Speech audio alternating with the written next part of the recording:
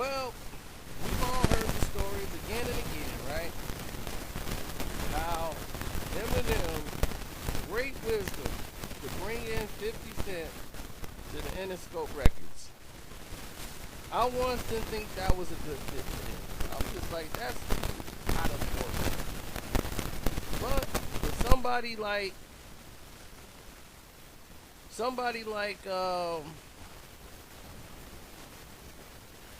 let's say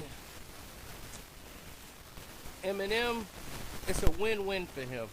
Even though D12 is from the streets, nobody took them seriously because of the way they came in the game. They didn't come in like gangsters. So they street cred was just like a bunch of book bag nerds. That's Eminem buddies. So they didn't really have a street cred, even though Proof was as street as you can get.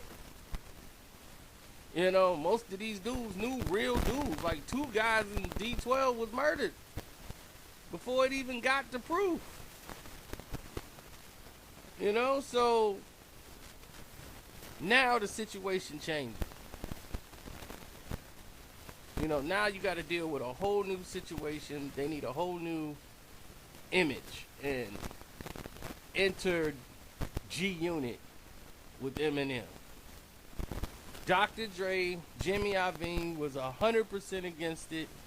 Everybody was against it. Eminem was very adamant in making this deal happen. So they have what's his name?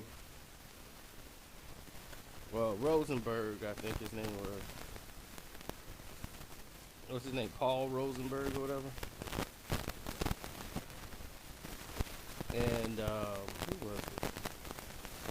It was Paul Rosenberg, and he was the one that really talked with I think Dre, and Dre was like not with it, cause everybody's like, nah, man, this is a bad move. We don't know him like that. You know, we bringing him in like that, and he was like, no, this dude, he's for real. You listen to his music, so Dre listened to him. And was like, this dude's polished. Like, he can make some noise, you know, like, he's gonna blow. He's got all this controversy going on. So, Dre was like, yeah, but, you know, he didn't want to take no risk because he's like, I just got out of a situation where it was some East and West Coast BS, and he's bringing this guy in. It could start something like that. And he didn't want that. So, Dre was like, we don't need that kind of energy. Because that when you feed into that, that's what it boils down to. So he said, you know what though, I don't want you to fall flat going in on this. I'ma come in on half.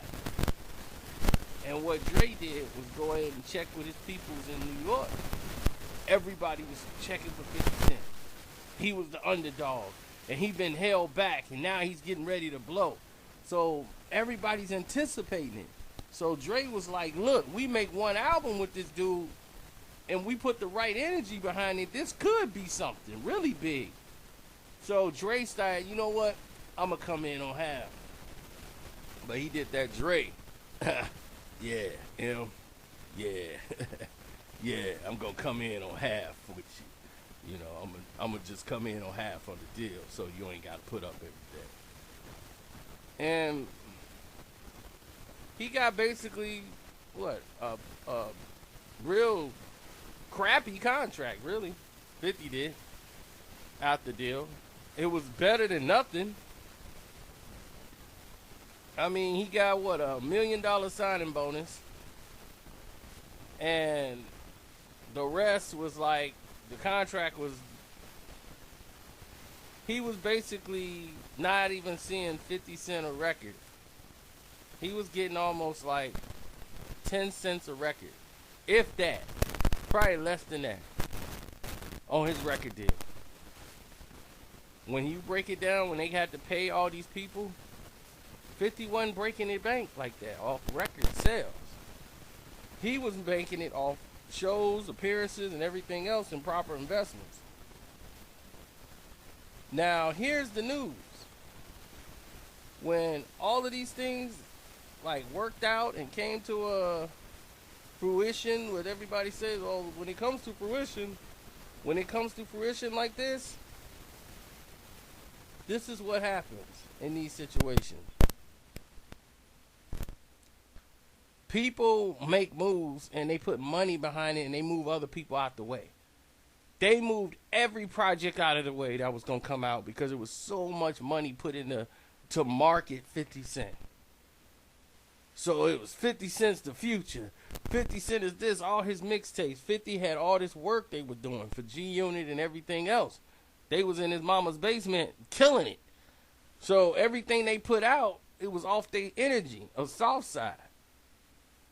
You know, these dudes was grinding, getting it in. And 50 knows hard work. See, that's what people don't see. They see the success. They don't see the work. He was in there grinding. Like 50 didn't drink. 50 was in there exercising. He don't drink. You know, he ain't smoking weed. But he gonna make a song say, I get high all the time. I get high all the time. Because people smoke. He came at it with a business approach. So, when he came in the game, the first thing they were doing to really cause a friction between Dre and 50. This was the first time they really had like a disagreement where things was kind of weird. And this is when they were making the video for In the Club. Dre didn't show up, and it was M out there basically by himself with D12 and a couple other dudes, the security guy.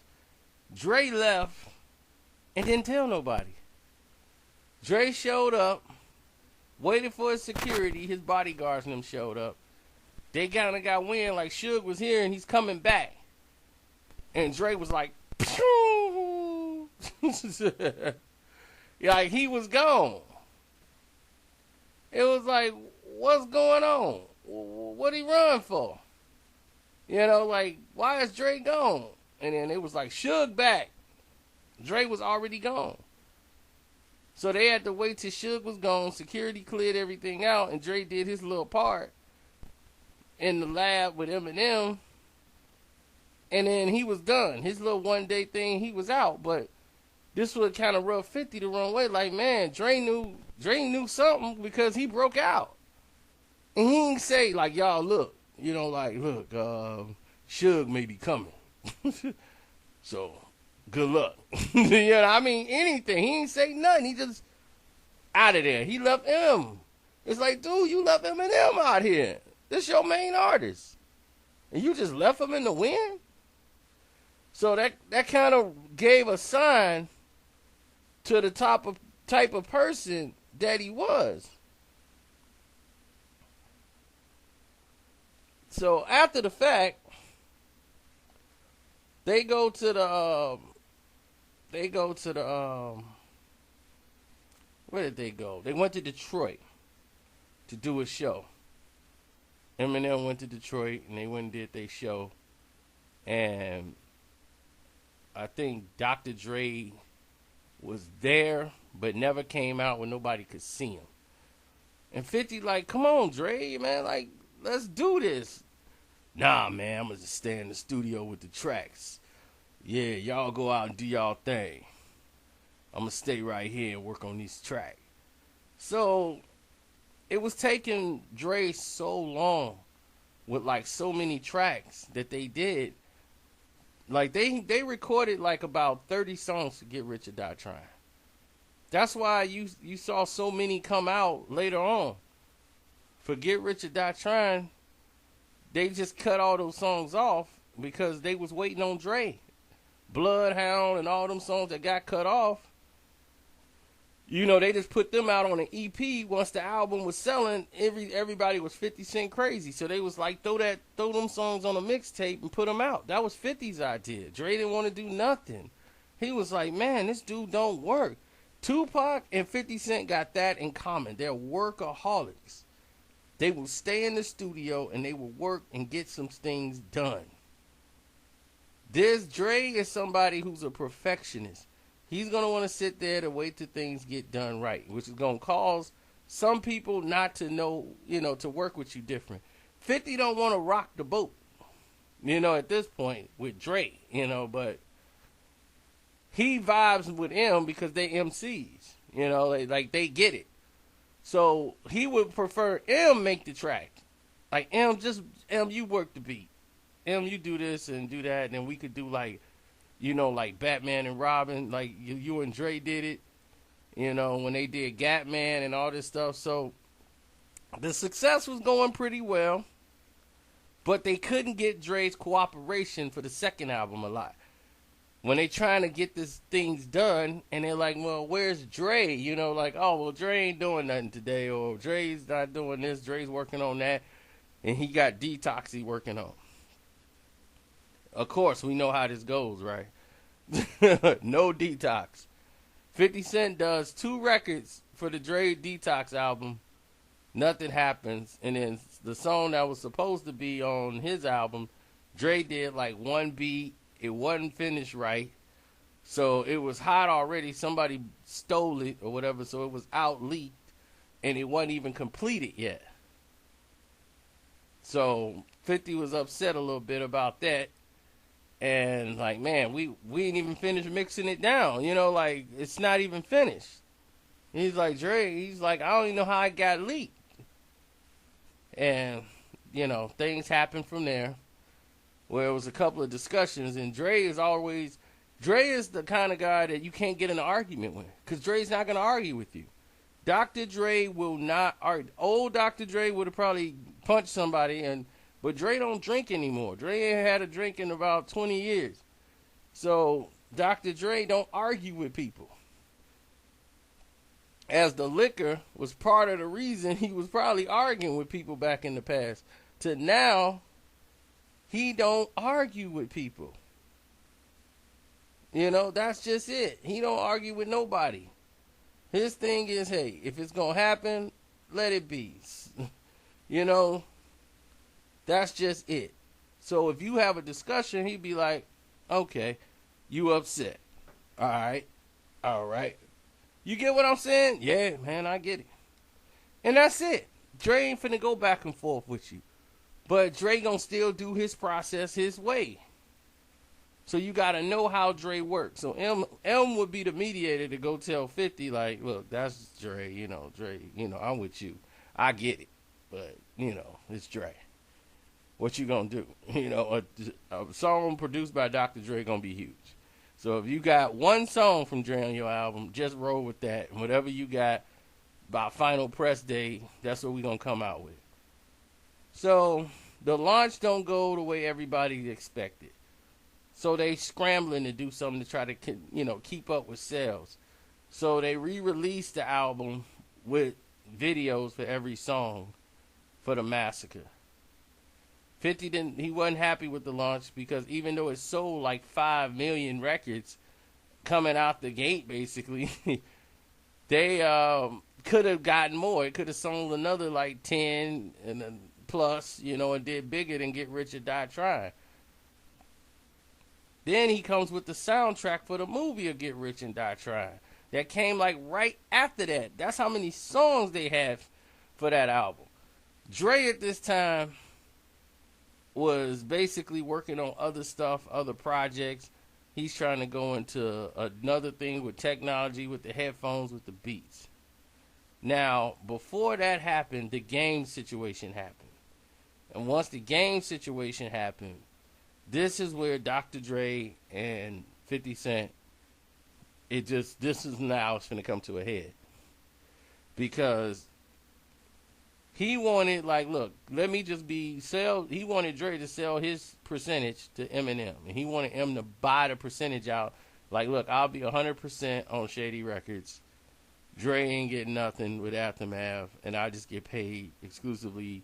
I'd rather you get the money than me giving something to Dre because of this game situation. He basically staying neutral in a situation where I'm the bigger star, and that's how 50's seen it. And in Dre's mind, he's looking like Game just sold 4-5 million records.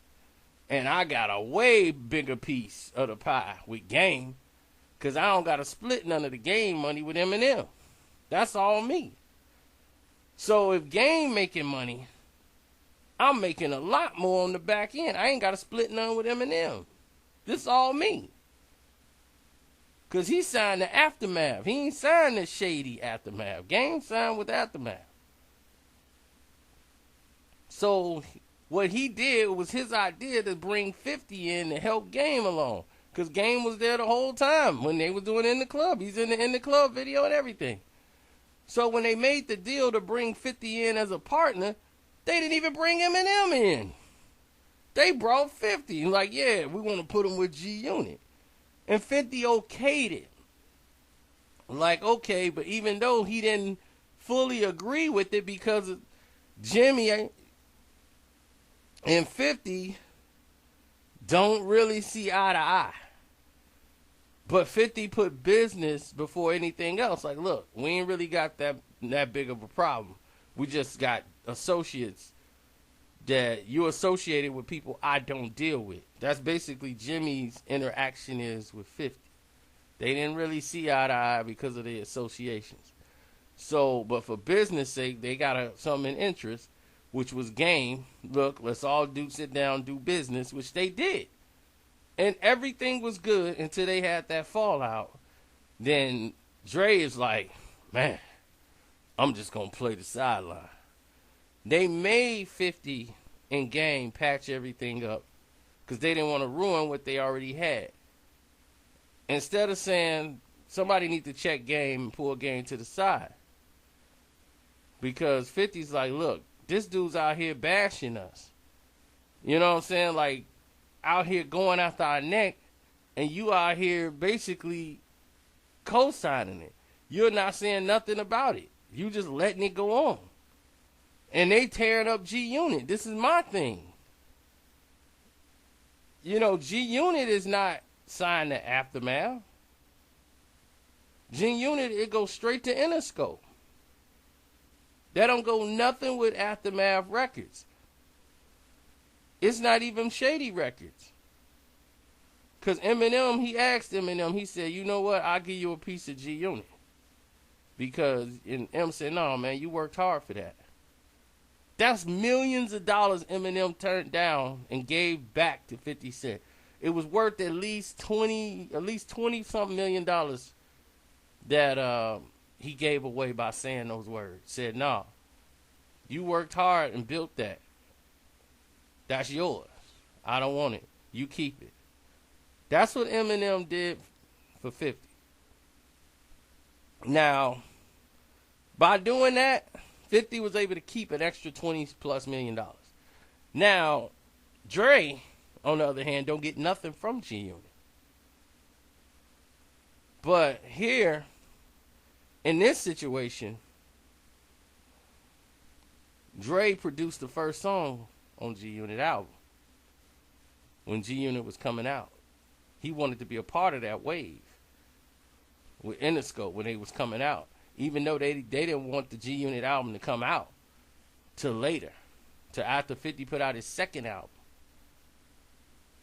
But no, 50 was no. Here is my deal. Right here. I'm going to do G-Unit, and that's what we finna do. So he put out the G-Unit record. And when he put out the G-Unit records, he got the song from Dre. He got like 2 songs from Dre that Dre was working on for the G-Unit album. So everything was good. And I told you, it only happened once Game came in there and Dre didn't pick sides. He didn't make a stance. He was like, man, I told him to cut it out. It's like, well, dude, he ain't cutting it out. He's still sabotaging me. So 50 had a talk with Dr. Dre, and Dre was like, "That's your fault. That's your fault." You know, and he was like, "Man, we trying to get Dre back on the phone again, because he's like, I want him to explain himself. Like, what do you mean it's my fault? You know, what does he mean? Well, that's you. That's what you did. You know what I'm saying? Like, hey, that's on you." So everybody like, what in the world is this? And what happened was he was letting Game come out to his house. Game been in his crib. 50 overextended himself to Game to put him in G Unit. So that when Game got success, his head got big. He thought he was the biggest thing, and he thought he bigger than 50 Cent. So now you got a problem within that union that you asked me to put him in. So now he's ruining my other thing that has nothing to do with you, Dre. But you brought a cancer into my unit, and that is affecting my sales. Now you're affecting G Unit sales. And then Jimmy saw this as an opportunity to destroy 50 Cent in New York. Because it went to, we ain't going to do nothing, to all of a sudden Game's coming out with mixtape after mixtape after mixtape. It was like, we got a buzz. We got an opportunity to do something here. And then Game 50 is looking at at Dre like, well, we could part ways right now. And then this would be the end of me being with 50 Cent and, with Shady Aftermath Records, if that's the case. Because if you're going to allow this guy to try to destroy what I built, what choice are you giving me? So when they went back and they saw Game put out another mixtape, he was, Dre, look, this is what you put out. And threw the mixtape on the floor, he's like, look, this is what calming it down did. And then Dre got MIA. Could nobody find Dre? Everybody trying to call Dre, could nobody find Dre? They was like, man, what Dre gonna do to handle this? Oh, man, Dre in the room. Dre didn't do anything at this time but run like a little mouse and avoid 50 calls. Oh, man, I was busy, man. I just wanted to let you know I got your message. Me and Jimmy gonna take care of this. So what they did was they had to sit down with the Game. They had Buster in there trying to talk to him. Because Buster told him, you tripping, you bugging. You bugging right now, youngin'. Listen to me. I've been there. Okay, I tell you what it's like. So he started talking to him and Game, no, G. No, he disrespect me, my nigga. You know what I'm saying? I was out there overseas grinding. I had a moment. And then I come back and I'm kicked out of G Unit. But it's Black Wall Street for life.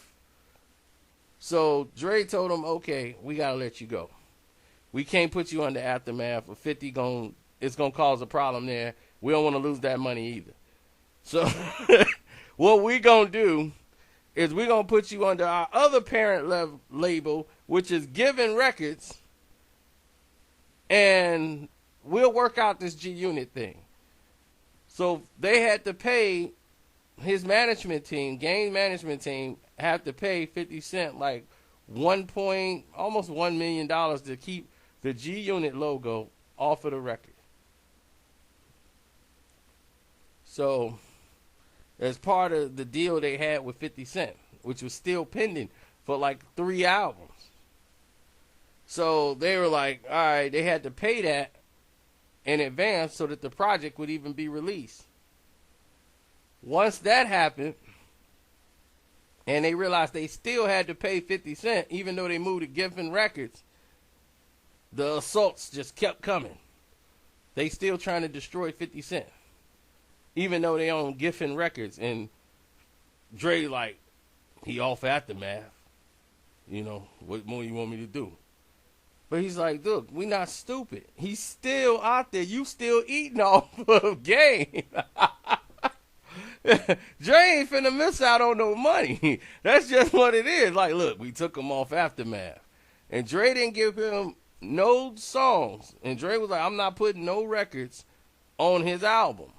He got to do it on his own now over there on Giffen Records.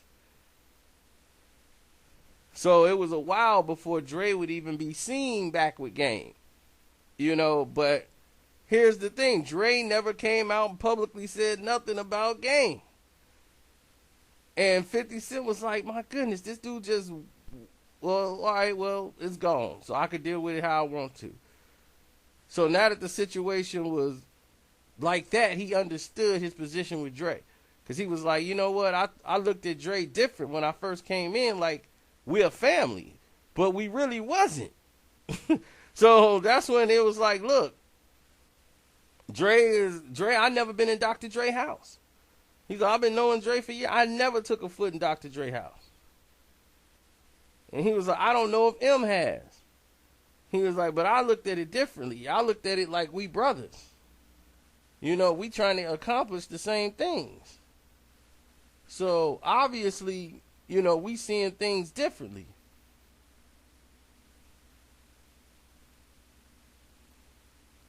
And from that point, that's when they had a sit down, and that's when Eminem album was coming out, and then they came out with the promotion, the mixtape, and they were getting ready to come out with what they call the three-head monster. It was going to be 50's album, Eminem album, then Dre's album. And it was called, no, it was Eminem, 50, then Dre. The three-head monster. They was coming out back to back to back. So Eminem album comes out. And this when 50 was beefing with Lil Wayne. They had worked things out. He had been working with Dre. You know, this was it. This was the project. Things is finna come together. This was for his final album on Interscope. And they worked together in Detroit. Like, it was like, man, okay, we back together.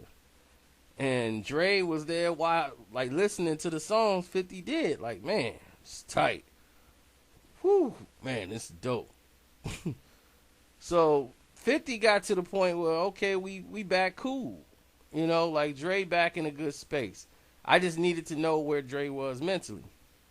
About how he, they went to the side and he talked to him. He was like, hey, Dre, yeah, I want to talk to you for a minute. Now, in the gang situation, I'm going to tell you, when you made the choice, and I told you, if you you made the wrong decision, that it would be time for me to move and make a move. And when I make a move, it's final. I wasn't going to come back. So, I just wanted to let you know that I understand your situation now. See, I looked at it not from as professional, but I looked at it more like a family. And oh no, we good. No, okay. I just wanted to know what it was, because before, I understand it now, but when we first was, I was still young in that process. In the streets is a little different, so I had to try to adjust myself to the way people move in the industry. So it was a little different energy. With me and him, we have a whole different energy than with Dre. So now I got your energy. Everything's good. But another situation occurred where these headphones came into play. Dre and Jimmy Iovine is coming out with the headphones. They want to hire and give a percentage, a little bit, to Eminem to come market them. But Jimmy and Dr. Dre, they first went into a streaming service. Then they turned it into headphones. And was like, you know what? We're not trying to make, like, streaming services and all that stuff right now. Like, we trying to make, in gym shoes, we're trying to go into headphones. That's where the new technology, that's where the money's at. And 50 was like, nah, I'm not going to do that. And then he went ahead and came out with Sleek. And Dre didn't care until Jimmy cared. And Jimmy cared a lot. Because, see, Jewish people do that all the time. They wasn't used to having that done to them by a black guy. And that leads into the other story you're going to hear with 50 Cent versus Jimmy Iovine and Interscope. And we're going to leave it right there. And I'm out. Oh, yeah, and subscribe. And hit one of these 3 videos. Join the playlist. And go search the videos and get caught up.